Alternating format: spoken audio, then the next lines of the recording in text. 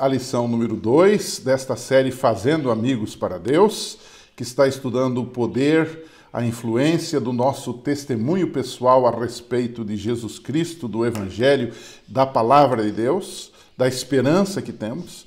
E nessa semana o tema é exatamente esse: testemunhas cativantes, o poder do testemunho pessoal. Uma coisa é a gente falar da experiência dos outros, contar o que Deus fez na vida do vizinho, do amigo, do parente e até do desconhecido. Uma coisa é eu falar de um autor.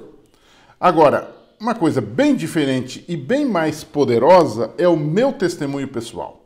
Os próprios homens de marketing sabem da influência e do poder de um testemunho pessoal.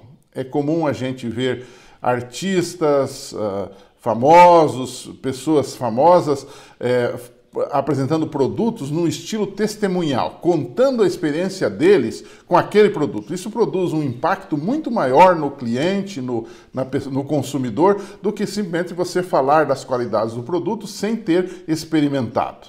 Então, no Evangelho é a mesma coisa, não é?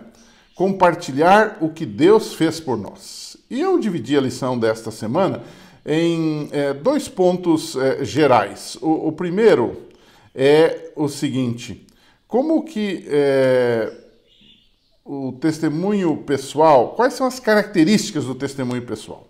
A primeira característica é que o testemunho pessoal é sempre sobre o Jesus vivo. Nos evangelhos você vai encontrar essa expressão, não é? Do Jesus que morreu e que ressuscitou. Os pregadores do Novo Testamento enfatizavam muito esse aspecto. É sobre Jesus ressurreto e não sobre nós. Muitas vezes nós, pregadores, temos o mau costume de enfatizarmos demais o que nós somos, o que nós temos, o que nós conseguimos. Mas o texto bíblico deixa claro que testemunho pessoal, a característica principal dele, é um testemunho não sobre mim, mas sobre o que Jesus fez por mim. Como a minha vida foi transformada e todo o crédito e todo o mérito deve ser para Jesus. Deus usa muitas vezes testemunhas improváveis, como aquela história do gadareno que está na nossa lição, não é? Do endemoniado gadareno, não é? E essas pessoas são transformadas por sua graça e elas fazem a diferença no mundo. Então, quando elas testemunham, elas têm que testemunhar não delas, porque são pobres coitadas. Nós somos pobres pecadores. Nós temos que testemunhar de Jesus. Às vezes há um erro de a pessoa testemunhar e ela centralizar o testemunho nela mesma. E esse acaba sendo um problema. Segundo ponto, segunda característica que vai na esteira desta primeira, do testemunho pessoal, é que é sempre a narrativa de uma vida transformada. Então você tem na Bíblia alguns exemplos de Pedro, que era aquele sujeito nervoso, né? Impetuoso. Você tem João, que era um sujeito também nervoso, agitado, né? Em certo sentido até mau.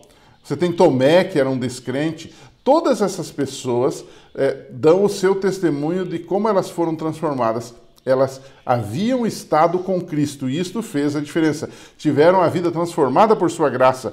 E aí vem uma questão: elas não podiam ficar caladas. A característica do testemunho é que ele tem que ser dado. Ele deve ser dado. E não é apenas uma questão opcional. Agora, a nossa lição também aborda um segundo tópico maior, não é?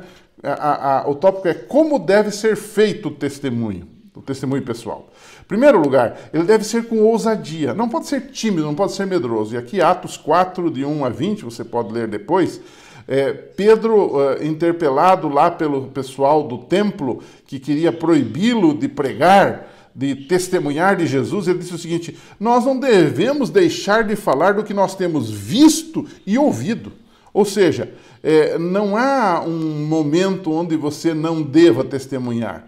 Todos os momentos devem ser usados para você testemunhar de Jesus. No livro Caminho a Cristo, há um texto que eu gosto muito, que diz assim: no momento em que uma pessoa aceita Cristo em seu coração, nasce um desejo de apresentar aos outros o precioso amigo que encontrou em Jesus. A verdade salvadora e santificadora não pode ficar escondida em seu coração. Na página 78 do Caminho a Cristo, né? Segundo lugar, uma segunda, digamos, como deve ser feito o testemunho, ele deve ser deve refletir uma conversão diária. Gálatas 2:20, não vivo mais eu, mas Cristo vive em mim. Então, o testemunho não é só falado, ele também é vivido.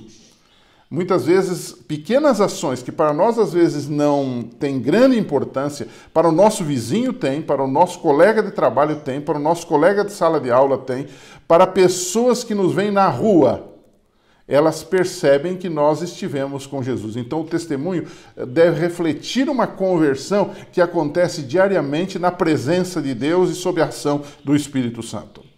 E, finalmente, um último item de como deve ser feito o testemunho. Ele deve ser feito de maneira bondosa, né? A bondade, ela enternece o coração, mas a aspereza o endurece. Por exemplo, Paulo, ele foi extremamente bondoso com Agripa, um rei pagão.